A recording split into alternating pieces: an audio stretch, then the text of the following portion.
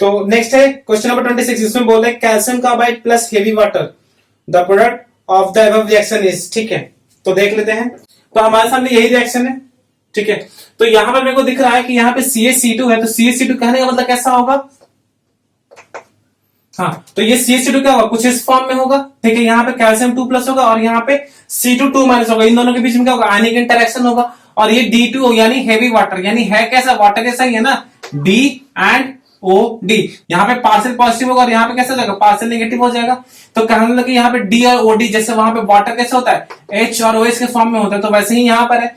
तो यहां पर क्या होगा कि ये जो H वाला पार्ट है वो किसके साथ जाएगा? जो मोर इलेक्ट्रोनेगेटिव है, तो इसके साथ चला जाएगा। जैसे H वाला पार्ट इसके साथ जाता है, तो वैसे ही क्या होगा? ये जो D वाला पार्ट है वो इसके पास चला जाएगा और जो OD वाला जो पार्ट है वो OD वाला पार्ट किसके पास आएगा? इसके पास। ठीक है, तो जैसे ही OD वाला पार्ट इसके पास आएगा तो यहाँ पे क्या चाहिए? 2 मोल चाहिए होगा। जब 2 मोल रहेगा तो CaOD होल ट्वाइस बना लेगा और यहाँ पे इसका जो ड्यूटेरियम बचा है वो ड्यूटेरियम इसके पास चला जाएगा, एक और ड्यूटेरियम इसके पास चला जाएगा। ठीक है, तो इसका मतलब क्या बन जाएगा? C2D2, कुछ इस तरह से। ठीक है, नेक्स्ट बात करते हैं क्वेश्चन नंबर 27 के बारे में। इसमें हमारे सामने 3 कंपाउंड दिए हुए हैं, इथाइल साइक्लोपेंटेन, सेकंड में इथाइल साइक्लोहेक्सेन एंड थर्ड में इथाइल साइक्लोहेप्टेन। पूछा है कि arrange the compound 1 to 3 in decreasing order of their heat of combustion. ठीक है, तो हीट ऑफ कंबशन के अकॉर्डिंग हमको अरेंज करना डिक्रीजिंग ऑर्डर में। तो एक चीज ध्यान रखना चाहिए कि ऐसा है कि यहाँ पे क्या है, ये जो तीनों का तीनों कंपाउंड है उसमें सेम नंबर ऑफ कार्बन है, नंबर ऑफ कार्बन क्या है? अलग अलग। ठीक है, जब नंबर ऑफ कार्बन अलग अलग है तो जिसमें जितना ज्यादा कार्बन होगा उतना ही ज्यादा हीट प्रोड्यूस होगा। ठीक है, तो मेरे को यहाँ पे देखना कि इन तीनों में सबसे ज्यादा नंबर ऑफ कार्बन किसमें है।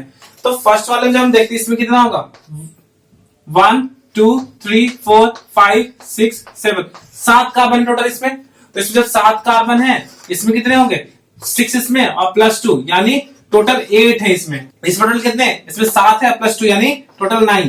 तो मेरे को दिख रहा है इसमें 7 कार्बन है, इसमें 8 कार्बन है, इसमें 9 कार्बन है। तो जितने ज्यादा नंबर ऑफ कार्बन होंगे उतना ही ज्यादा हीट ऑफ कंबशन होगा। तो क्योंकि अगर जो बात करते हैं कि 1 मोल कार्बन जो लोग बर्न करते हैं तो क्या होगा? एक particular amount of heat release करेगा। तो जितने ज्यादा कार्बन होंगे उतना ही ज्यादा क्या होगा? CO2 में कन्वर्सन होगा, उतना ही ज्यादा अमाउंट ऑफ हीट रिलीज होगा। तो इसीलिए इसका आंसर क्या हो जाएगा? 3rd to 1st, यानी 3 then 2 and then 1st। Clear है?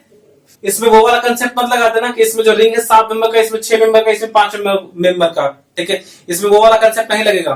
तो नेक्स्ट है क्वेश्चन नंबर 28, इसमें बोल रहा है कि an alkene molar weight 86 on bromination give 2 monobromo derivative excluding stereoisomers the alkene is. ठीक है, 4 ऑप्शन है हमारे पास, तो यही 4 ऑप्शन है। ठीक है, इसका मोलर मास कितना हो जाएगा? इसका मोलर मास हो जाएगा 86, इसका भी मोलर मास हो जाएगा 86। ठीक है, इसका मोलर मास भी 86। ठीक है, इसका मोलर मास कितना हो जाएगा?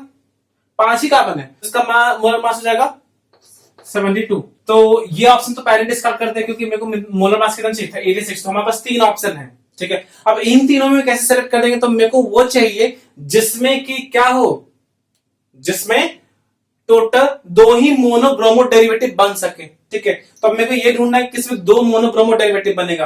तो इसमें देख लेते हैं कि इसमें कितने बनेंगे।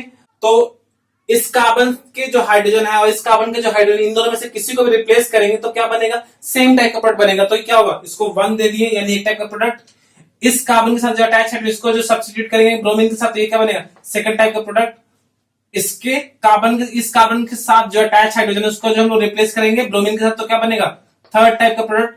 इस कार्बन के साथ जो अटैच हाइड्रोजन उसको जो रिप्लेस करेंगे ब्रोमीन के साथ, तो क्या बनेगा? फोर्थ। और इसके साथ क्या बनेगा? 5th type. ठीक है, तो टोटल 5 मोनोब्रोमो बन रहे हैं। ठीक है, तो इसमें क्या बन रहे हैं? टोटल 5 मोनोब्रोमो बन रहे हैं। तो इसका मतलब यह आंसर तो नहीं हो सकता है। ठीक है, इसके बारे में बात करते हैं। तो इसमें कितना बनेगा? यहाँ पे 1, यहाँ पे 1, यहाँ पे 1, इन तीनों में क्या होगा? सेम टाइप का बनेगा। इसका हम लोग यहाँ पे क्या कर सकते हैं कि इस कार्बन से जो अटैच हाइड्रोजन है ना, इन तीनों से उसको रिप्लेस कर सकते हैं, ब्रोमीन से उसका नाम लिख सकते हैं। तो क्या बनेगा? सेम होगा। ठीक है, तो इसलिए इसको 1 1 1 दे दिए हैं। अब यहाँ पे इस कार्बन के साथ जो अटैच हाइड्रोजन है इसको जो रिप्लेस करेंगे ब्रोमीन के साथ, तो क्या बनेगा? ये सेकंड टाइप का प्रोडक्ट बनेगा। और इस कार्बन के साथ जो अटैच हाइड्रोजन इसको जो रिप्लेस करेंगे ब्रोमीन के साथ, तो ये क्या बनेगा? थर्ड टाइप का प्रोडक्ट बनेगा। तो इसका मतलब कि इसमें 3 टाइप के प्रोडक्ट बन रहे हैं। कितने? 3 टाइप के। तो जब 3 टाइप के बन रहे तो इसका मतलब ये भी आंसर नहीं हो सकता, क्योंकि मेरे को क्या चाहिए, 2 मोनोब्रोमो प्रोडक्ट चाहिए। ठीक है, नेक्स्ट बात करते हैं ऑप्शन नंबर सी के बारे में। तो इसमें मेरे को दिख रहा है कि यहाँ पे इसको या इसको रिप्लेस करेंगे तो सेम टाइप का बनेगा, और ये इस पॉइंट पर सिमेट्रिक है। ठीक है, तो मतलब कि यहां पर भी सेम और यहां पर भी सेम, मतलब कि इन चारों कार्बन के किसी भी हाइड्रोजन को जो रिप्लेस करते हैं ब्रोमीन के साथ, तो जो प्रोडक्ट बनेगा वो क्या होगा, सेम टाइप का बनेगा, उसका नाम सेम होगा, आईपीसी नेम। ठीक है, तो इसलिए ये एक टाइप का प्रोडक्ट हो गया। बाकी बात करते हैं इसके बारे में, तो ये और ये क्या हो जाएगा, ये सेकंड टाइप का प्रोडक्ट बनेगा। तो यानी इसमें कितने बन रहे हैं, इसमें 2 टाइप के क्या बन रहे हैं, मोनो ब्रोमो डेरिवेटिव बन रहे हैं। ठीक है, तो इसका मतलब कि ये आंसर ये हो जाएगा। क्लियर है?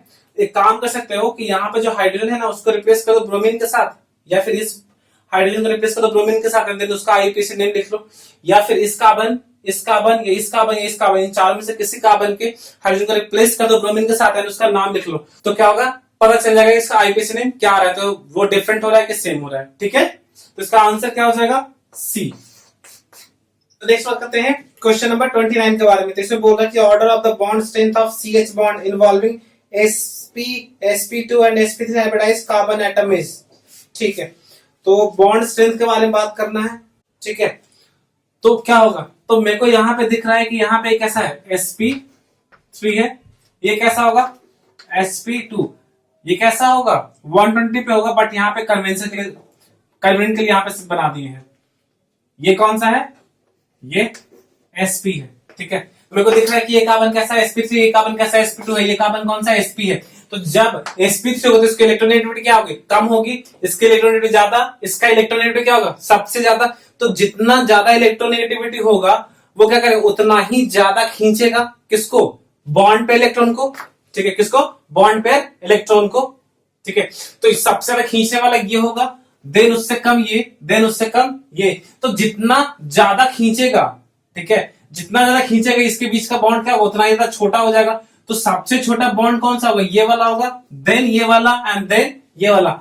यानी बॉन्ड लेंथ के बारे में बात करें तो इसका ये सबसे छोटा बॉन्ड होगा, और ये देन ये। ठीक है, सबसे छोटा बॉन्ड, देन ये एंड देन ये। ठीक है, तो इसका मतलब कि जब बॉन्ड लेंथ इसका जब छोटा होगा तो इसका मतलब कि क्या होगा, बॉन्ड स्ट्रेंथ सबसे ज्यादा। ठीक है, तो इसका मतलब कि जो बॉन्ड स्ट्रेंथ के बारे में बात करें तो बॉन्ड स्ट्रेंथ किसका होगा, सबसे ज्यादा sp का, देन sp2 का एंड देन sp3 का। तो आंसर क्या हो जाएगा, answer will be 3rd, then 2 and then 1। तो answer will be A. Clear? तो इसे बोल रहा है कि among the given structure select the enhancers. ठीक है, तो हमारे पास 3 स्ट्रक्चर्स दिए हुए हैं और तीनों में से पूछ रहे हैं कौन एनहांसर्स होगा। तो यहाँ पर देखते हैं कि ये कौन सा है, फिगर नंबर 1 है, ये फिगर नंबर 2 है एंड ये फिगर नंबर 3 है। ठीक है, तो ये जो फिगर नंबर 1 है और ये जो 2 है, क्या इन दोनों में मेरे को ये मिरर इमेज दिख रहा है, क्या नहीं दिख रहा है। यहाँ पे CH3, यहाँ पे H है, यहाँ पे H है, यहाँ पे CH3, तो एक दोनों तो ये और ये तो मिरर इमेज तो नहीं होगा। ठीक है, बात करते हैं इसके 1st और 3rd के बारे में। तो फर्स्ट में ऊपर में CH3 है, ऊपर में CH3 है। ठीक है, यहाँ पे H है, यहाँ पे H है। क्लियर, ये दोनों मैच कर रहा है। अब यहाँ पे जब मिरर इमेज होना है तो यहाँ पे जब CH3 है तो यहाँ पे भी CH3 होना चाहिए था, बट यहाँ पे क्या है H और यहाँ पे CH3, तो ये दोनों तो एक दूसरे का मिरर इमेज तो होगा नहीं। ठीक है, तो इसका मतलब कि फर्स्ट का ना सेकंड ना थर्ड दोनों में से किसी के साथ एनहांसमेरिक पेयर तो है नहीं। ठीक है, अब बात करते हैं किसके बारे में, अब बात करते हैं 2nd 3rd के बारे में। तो मेरे को यहाँ पे दिख रहा है कि यहाँ पे CH3, यहाँ पे CH3 है। ठीक है, मतलब ये दोनों एक दूसरे का मिरर इमेज जैसा है। यहाँ पे H, यहाँ पे H, यहाँ पे H है तो इस साइड भी H है, और यहाँ पे CH3 तो यहाँ पे CH3। तो मतलब ये क्या हो रहा है, एक दो यहाँ पे क्या हो रहा है, तो एक दूसरे का क्या है, मिरर इमेज। तो जब एक दूसरे का मिरर इमेज है तो इसका मतलब क्या होगा, एनहांसमेरिक पेयर होगा। ठीक है, मतलब 2 और 3 वो दोनों क्या होंगे, एनहांसमेंट। तो answer will B C, 2 and 3। ठीक है।